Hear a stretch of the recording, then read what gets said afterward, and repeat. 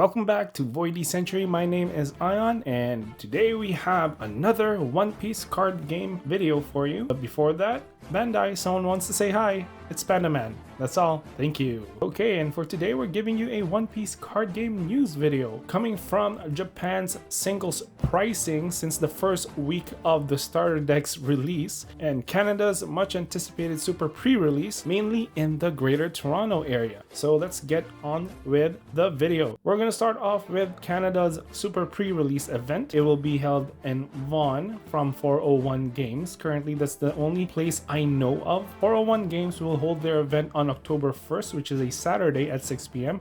and a Sunday, October 2nd at 3 p.m. You will see in their webpage that it will say sold out. But if you scroll further down, it'll tell you to put your email on their notification list. Once the event goes live, you can actually reserve a spot. So keep an eye out for that. I hope to see you guys there, and I hope to get a spot for that super pre-release. And you may be wondering what the difference is from a regular pre-release and a super pre-release.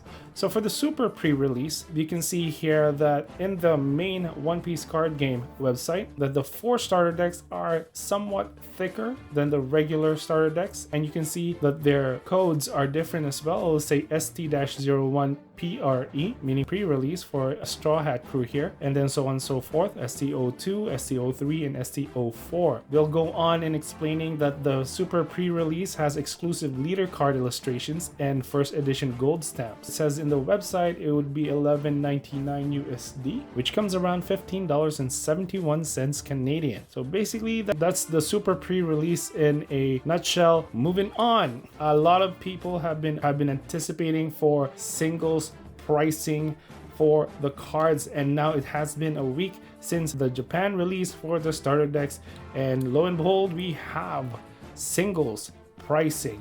And thanks to DS Akiba from Twitter that I was made aware the singles prices have come up for the starter decks, and you can see them here. I will be zooming in for you guys. You can see that the costs are up on the wall there. Some of them are very surprisingly low from what I understood how these cards actually work. On the top left there, just Luffy Rush alone is 280 yen. I'll have a breakdown of the cost later on. You'll see what I mean by that. I was very surprised with the Rush Sanji at 30 yen. I feel like it's very low. On this next slide here, if you can see in the top, in the middle there, you see Jet Pistol at 100 yen, and of course Bonnie there 100 yen. I was very surprised with that. I feel like it was low as well. And in this next slide, a couple of things too. Love Beam is 100 yen. I feel like it's low as well, as it is a must-have card for either a collection or even in a deck because of its popularity. And on the bottom of that, I'm very surprised that both Gecko Moria and Mihawk are in the 100 yen range as well. Maybe it's just me. I'm just putting them in a very high pedestal. I really love those two cards. They work well together. You can see here in the next slide, I have a breakdown of the costs at the time of this recording. Majority of the cards that were previously mentioned, we had the cards in the 100 yen range, which would mean it's about $1 Canadian. Some of them were going up to the 280, which would equate to about 2.76 Canadian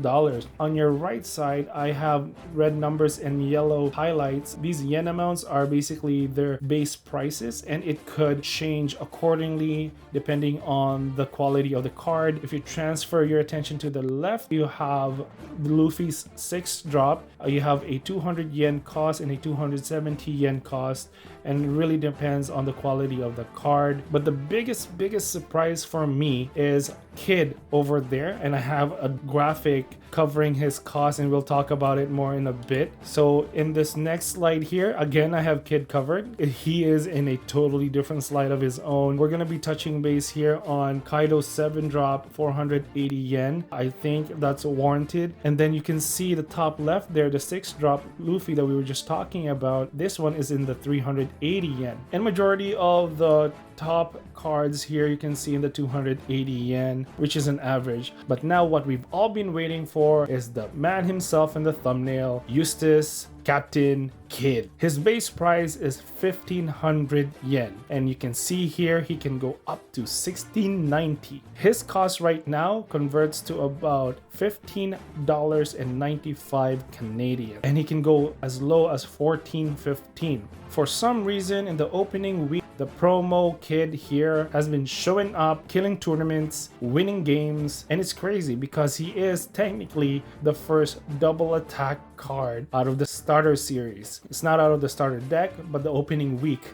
of the One Piece card game. And not only that, like I said, really dependent on quality, this card can even go up to 1980 yen, $18.70 Canadian. I feel like being the first double attack card just gave Kidd a big target on its back when it hits the playmat, and completely understandable. I think it's justified to put him in this range, being the lone double attack right now in the first week. But if you really think about it, this guy comes in as a 3-drop 4000 power with double attack, but it's not inherent to him. You have to give him 2 dawns to activate the double attack. Fine, he has counter 1000, but the fact that he does not have double attack to begin with, and he's already in this cost, makes you wonder how much Yamato will cost when this card comes out. Inherently has banish and double attack, has a second name Kozuki Odin,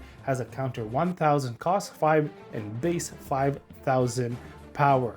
I don't know about you, if Kidd costs about almost $20 Canadian and you still have to pay for his double attack, what would that say about this card that is also a secret rare? Just being a secret rare alone, I think it would put this card, put Yamato in the $40 range as base, and on top of that having double attack and banish, it's just ramping up, and the base 5000 power and a counter 1k. I think this card could sell between $60 and $80 range, if not up to $100, just on the very first week when Romance Dawn drops. And that is scary, but at the same time it feels understandable. What do you guys think? Comment down below. It's finally nice to see some costing grades from Japan.